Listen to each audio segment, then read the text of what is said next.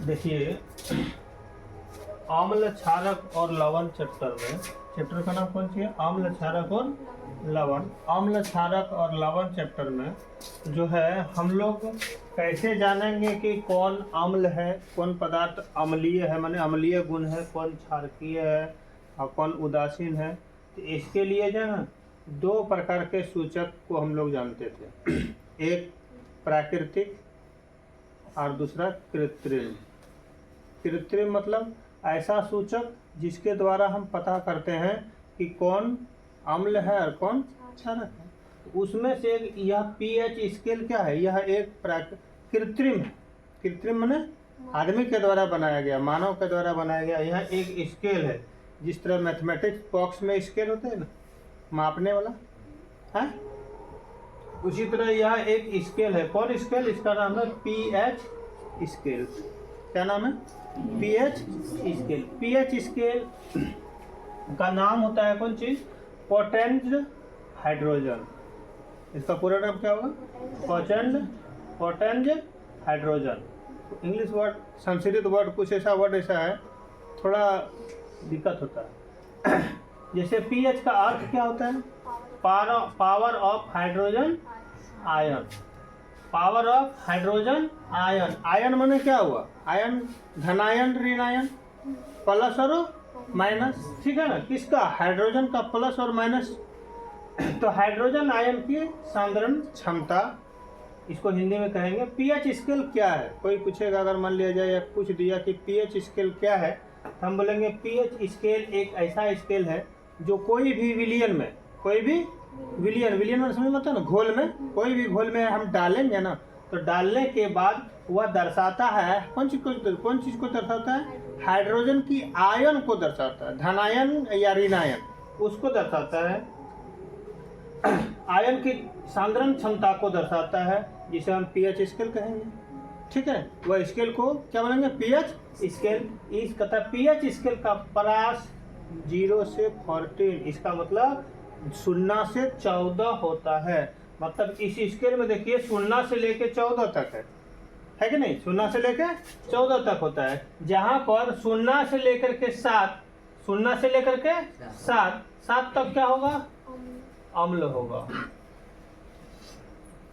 0 से 7 का, तो 0 से 7 अम्ल होगा। क्या होगा? अम्ल होगा।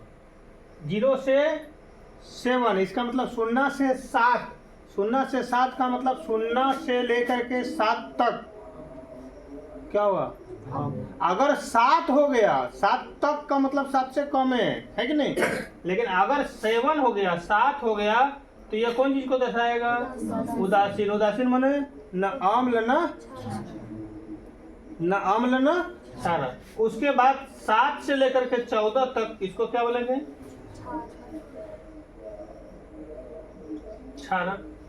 क्षारक को दर्शाता है, ठीक है? आप थोड़ा ध्यान दीजिएगा, एक संख्या रेखा को बनाते होंगे, संख्या रेखा बनाते होंगे मैथ में, गणित में। तो संख्या रेखा में 0 होता है बीच में, कहीं भी 0 से इधर प्लस वाला होगा और 0 से इधर क्या होगा? माइनस वाला होगा। तो यहाँ पर से देखिएगा 1 2 3 4 5, ये बढ़ रहा है कि घट रहा है? ये इधर से घट रहा है ना, लेकिन हमको संख्या में कैसा लग रहा है? बढ़ रहा है। दिमाग लगा रहा है, दिमाग लगाइएगा तो गलत हो जाएगा ऑब्जेक्टिव। 0 से लेकर के 0 से इधर बढ़ रहा है कि घट रहा है? घट रहा है। इधर देखिएगा क्या होगा? 1 2 3 4 5, ठीक है? बढ़ रहा है कि घट रहा है? बढ़ रहा है। तो माना कि से 0 यहाँ पर कितना मानेंगे? 7 को 0 मानना है। माना कि 7 से इधर जब जाएंगे ना, तो बढ़ेगा कि घटेगा? क्या होगा? यहाँ से इधर जाएंगे तो घटेगा कि बढ़ेगा? घटेगा नहीं, यहाँ से अम्ल इधर बढ़ेगा और यहाँ से क्षारक इधर बढ़ेगा। 7 से इधर क्या होगा? अम्ल बढ़ेगा और इधर क्षारक बढ़ेगा, ठीक है? अब ऑप्शन सुनिएगा, 4 गो विलियन लिया, 4 ठो विलियन लिया, एक में है 2, मान निकाला गया तो एक में 2, एक में 3, एक में 5 और एक में 6। आप बताइए, ठीक है, आप बताइए कि पीएच मान जो है किसी का 2 आया, किसी का 3 आया, किसी का 5 आया, किसी का 6 आया। सबसे अधिक अम्ल किस में है? ए वाला, बी वाला, सी वाला कि डी वाला? किसमें सबसे ज्यादा अम्ल है? ए वाला। आप तो बोल रहे थे कि घट रहा है, आप तो बोल रहे थे कि यहाँ पर इधर जाएगा तो घट रहा है। मान उसका घटता हुआ नजर आ रहा है, पीएच स्केल में मान आपका घटता हुआ नजर आ रहा है, लेकिन पीएच यहाँ पर क्या होता है? अम्ल का बढ़ता है वो, समझे ना? 4 का ऑप्शन देख लीजिए।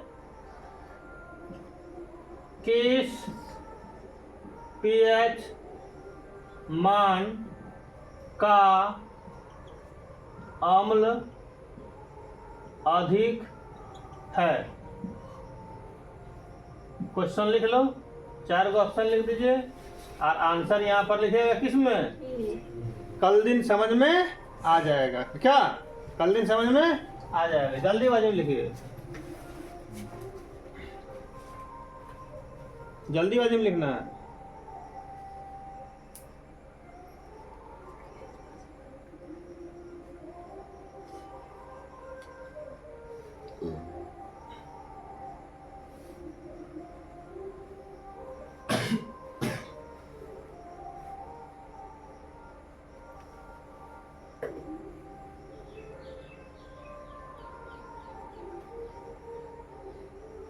देखो गलत लिख दिया।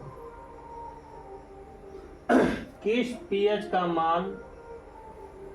पीएच मान का अम्ल अधिक है, यही लिखा होगा। तो वहाँ 4 ऑप्शन है, ए में 2, बी में 3, सी में 5 और डी में 6। ठीक है, वो तो डायरेक्ट उत्तर लिख दिया 2।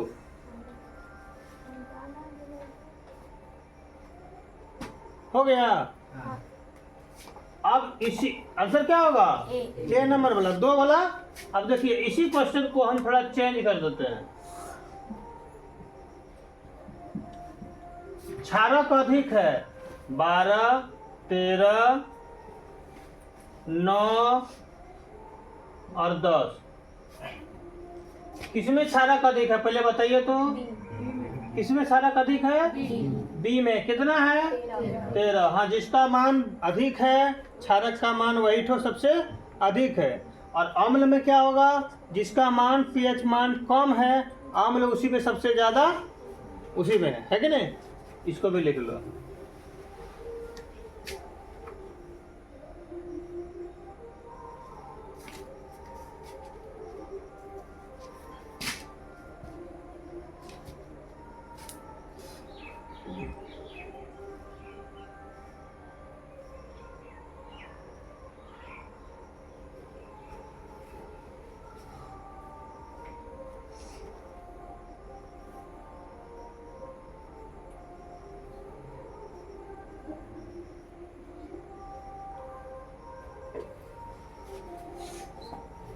हो गया।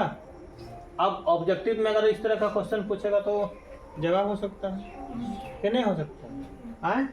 कि अम्ल में अगर 2 विलियन का अम्ल पीएच मान दिया है तो हम देखेंगे कि किसमें मान कम है उसी में अम्ल ज़्यादा है। आप अगर क्षारक की बात करें तो जिसमें देखेंगे मान ज़्यादा है तब तो ज़्यादा है कि नहीं? एक हुआ आंख वाला आदमी का आंसर, एक हुआ अंधा आदमी का आंसर। अंधा आदमी का आंसर क्षारक वाला, जो बड़ा है वो बड़ा है, जो बड़ा है क्षारक वही उसी में अधिक है कि नहीं?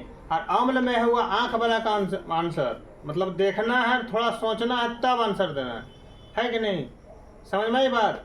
जैसे एग्जाम्पल में तो और ले लो, यहाँ पर एग्जाम्पल सुन लेते हैं, लिखना नहीं है कि 5 और 15 में कौन अधिक है? 15 अधिक है कि नहीं? और -5 और -15 में कौन अधिक है? तो ये माइनस वाला अधिक है, तो इसी से दिमाग लगाइएगा। क्या दिमाग लगाइएगा? संख्या रेखा में ऋणात्मक वाला जो है सबसे बेसी जो होगा वो बढ़ी नहीं है, वो क्या है? कम है। तो अम्ल में जो सबसे बेसी नजर आएगा, पीएच मान आएगा, वो सबसे बेसी है नहीं, वो क्या है? वही तो सबसे कम है। अब पॉजिटिव वाला प्लस वाला में जो सबसे बेसी है वही सबसे ज्यादा है। इसका मतलब है कि पीएच मान को पढ़ने के साथ साथ आपको संख्या रेखा पर भी ध्यान देना है, तब गलती नहीं होगी। ठीक है, तो आप बताइए 0 से 7 तक के मान में अगर आएगा तो क्या होगा? वस्तु अम्लीय होगा। 7 होगा तो क्या होगा? उदासीन होगा। और 7 से लेकर के 14 तक के बीच में अगर होता है तो पीएच स्केल समझ में आया? नहीं समझ में आया? पीएच स्केल समझ में आया? क्या है, नहीं है, फुल नेम है, ये क्या करता है, नहीं करता है, ये क्या करता है कि आपका प्राकृतिक है कि कृत्रिम है? क्या है? कृत्रिम समझ में आता है ना? जिसको आदमी ने बनाया है कि नहीं, वो कृत्रिम हुआ। और जो अपने आप आया तो प्राकृतिक का नाम क्या होगा? एक लिटमस पत्र। और क्या होगा? गुड़हल फूल, पंखुड़ियाँ, है कि नहीं? चलिए ठीक है।